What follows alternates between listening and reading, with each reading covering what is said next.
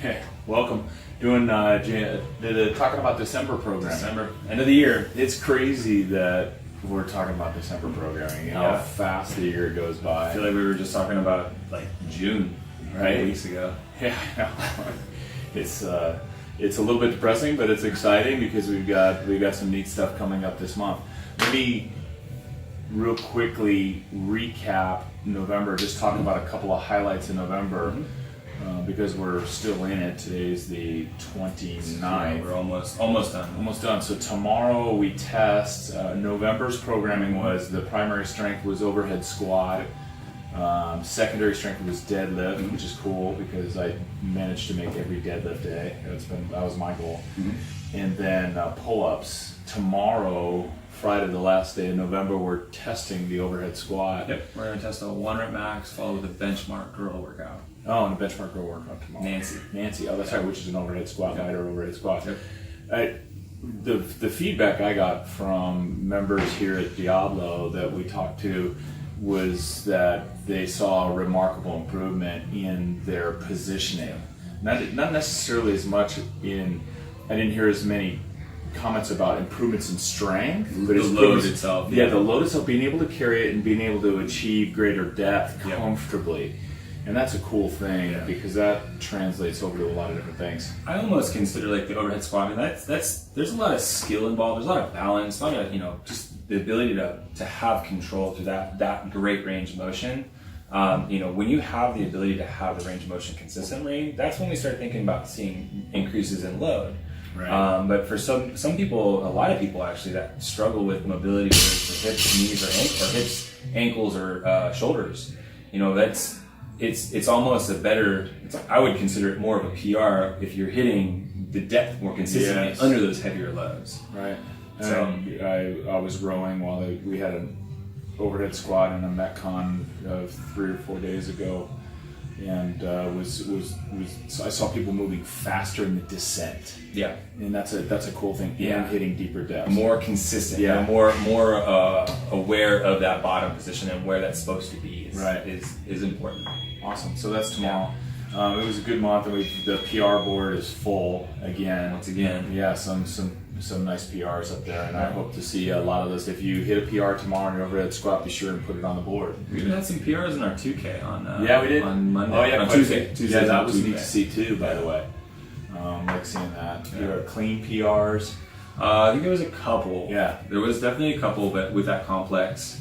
Also, PRs in our Angie time. There's a decent amount of tests this week. I really enjoyed it. So for those of you who don't know, if Jamie just puts a 2K row, a benchmark, the attendance won't be that high. A 2K row is uncomfortable for a lot of people. It's uncomfortable for me. Like to try and beat my past time is I know where I have to go.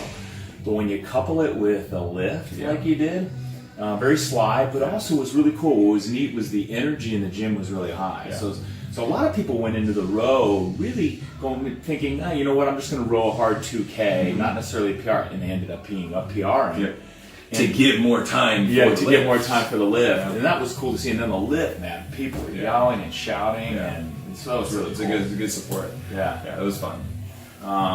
All right, so let's talk about December. I've got it up right here. If you can see it on the camera, I think I got it on camera.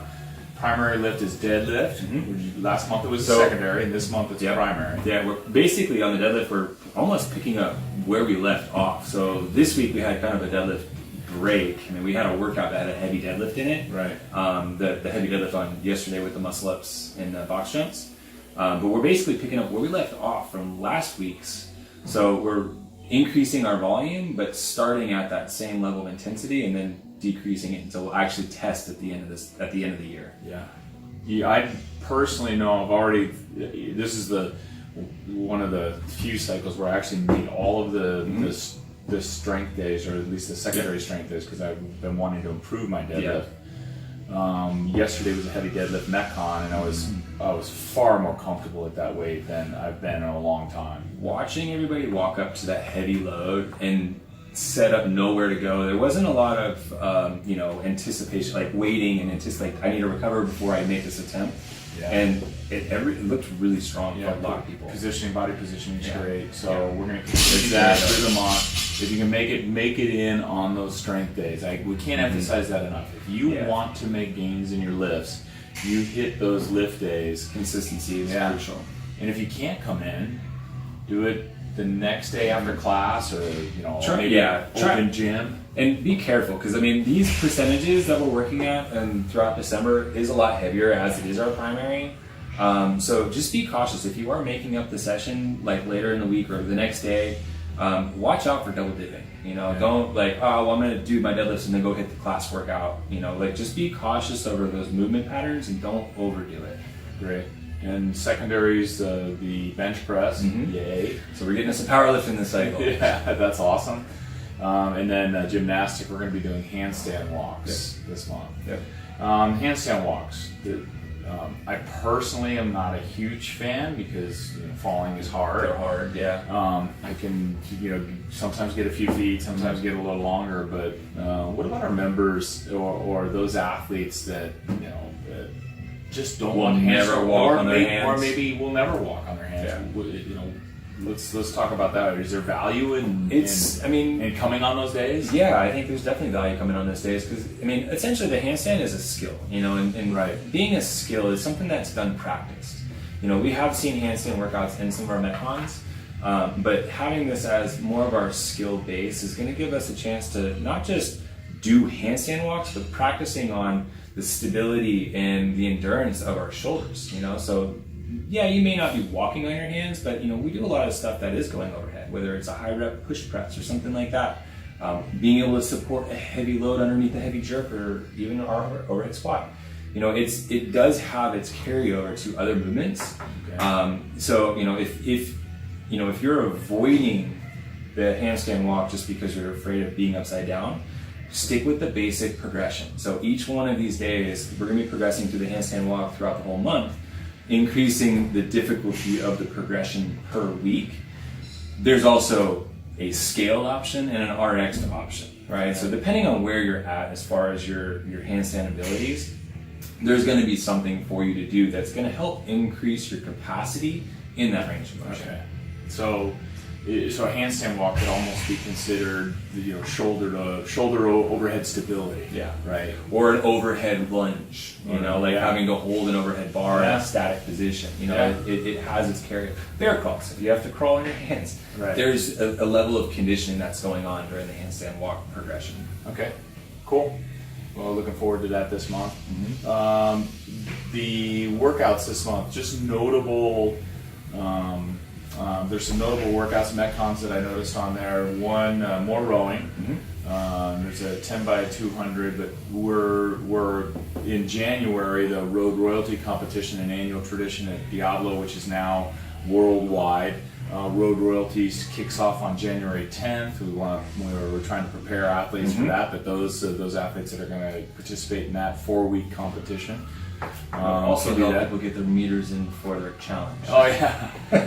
So a lot of us are participating in this silly charity challenge. It's for a great cause, but it's you have to accumulate 100,000 meters on either a row or a bike or run or swim from November 23rd, the day after Thanksgiving, until Christmas Day.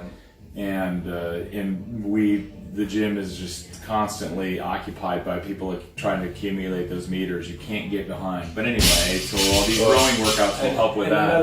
Another reason for that too is, as we go into our heavy deadlift focus, there's a lot of intensity happening there. So I'm taking some of our, high volume repetitions out of the Metcons and just doing more of a monostructural exercises. Yeah.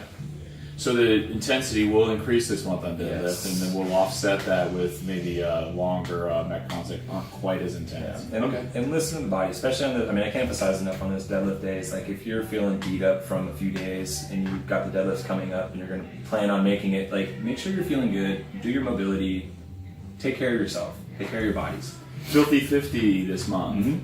I feel like we do it every month, but Jamie corrected me. We don't. It just, but that's That's an awesome test. Yes. It really is an awesome test. And it's very diverse. It's a great workout. It's really not a sore maker. It's not, and it's and one of the things too is we do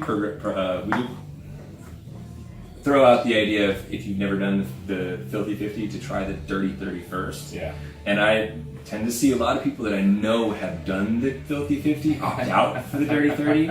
So for this month, I would recommend, if you've done both, do the 50 again and see where you're at. Right. It's a good, I think that's a good pre-open Yes. test, right? So we have the open coming at the end of February, March. And that's taxing. We know that's taxing on the engine. Yeah. And what a great way to test it. And there's fewer better ways. We're gonna have all kinds of different changes. 50 wall balls and 50 burpees at the end of a Filthy 50 to kind of give you a real picture of where your fitness is. And then you have the skill of your double unders afterwards. Yep. We're also doing. This is somewhat of a tradition. It's 12 days of Christmas workout. Is this one you created yourself? Is this one that, or is it one you pull off the interwebs? No, this is a progressive programming original, I guess. Okay, good, awesome. So this has got some. It's got a heavy deadlift in there.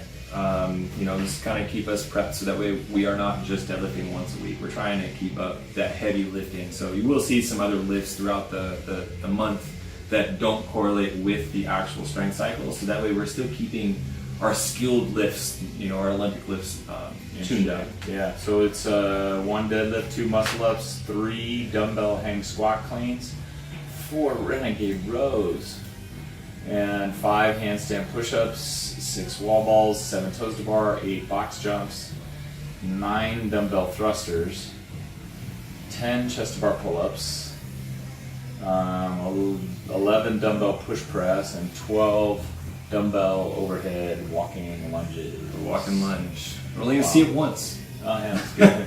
It's a good way to finish it off. Yeah, that's 12 steps of Yep. 6 and 6 Yep. overhead walking lunge with both dumbbells overhead. So that's going to be. And if you don't have that range of motion, just modify to the front rack. This is a fun workout. It's supposed to be a fun workout. Yeah, this is cool. It is, and the deadlift weight is heavy, so it's going to be a tester. Right on. You'll like your dumbbells at the end of this. Yeah. So there's a pretty good mix of workouts this month. I love having the advanced look on this. Get to see it. All of our workouts are published in advance, at least 7 days in advance on SugarWOD. So look for those there. Talk to your coaches if you want more insight to the whole month. Just talk to your coach. They have access to this information and they can do that. They can give that to you. Anything else on the month? Just kind of in terms of the athletes that you're programming for and what you're thinking about in terms of the programming for this month for the athletes that you program for. Well, so what we're doing is, I'd like to think of our CrossFit season does revolve around the open, right? Yeah. The open is where we get a chance to test ourselves, not just in the gym, but worldwide, right? You're being tested, you have somebody judging you, holding you accountable for your standards, and coming off of the month of December, we've got one more month of January as we head into the open. Right. So, this is where we're going to try to work on getting strong, and within the deadlift and bench press. So there's some pretty basic movement patterns that we need to have strength in that will transfer and carry over to a lot of the other skilled stuff. So look forward to the beginning of the year that we're going to see some more skilled elements and a little bit more cycling involved. So as we get closer towards the open. Diablo CrossFit has been a participating gym in the since the beginning in the CrossFit Games process since the beginning. But I think we've evolved in terms of how we view the open, and it's important consideration for progressive programming. The open now is a real.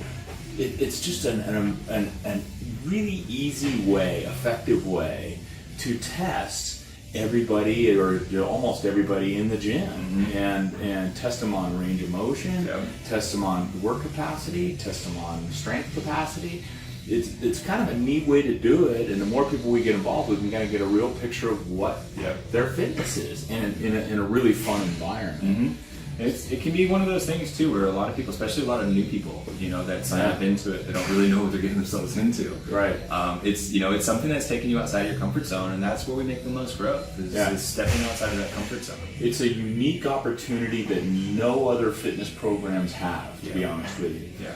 To test fitness, and we can do it for a large community of people. Mm-hmm. And it's really kind of one of the things that I love about how it's morphed.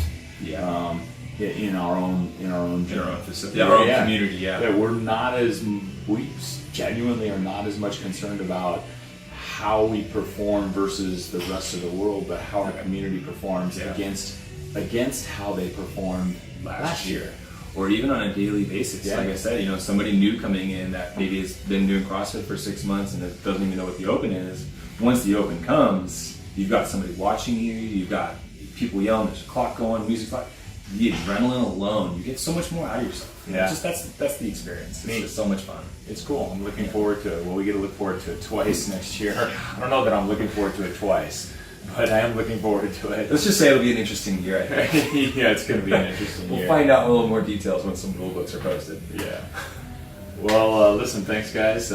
Thank you, Jamie. Yeah. It's been great so far, you. man. And looking forward to doing the recap. Maybe we can do the recap for December a little bit before the end of the year, kind of talk about the year. And then we can talk a little more about 2019. Yeah, Kind that'd of be awesome. what to expect. Oh yeah, for the whole year. Yeah. Oh yeah, that'd be great. Cool. Thanks, guys.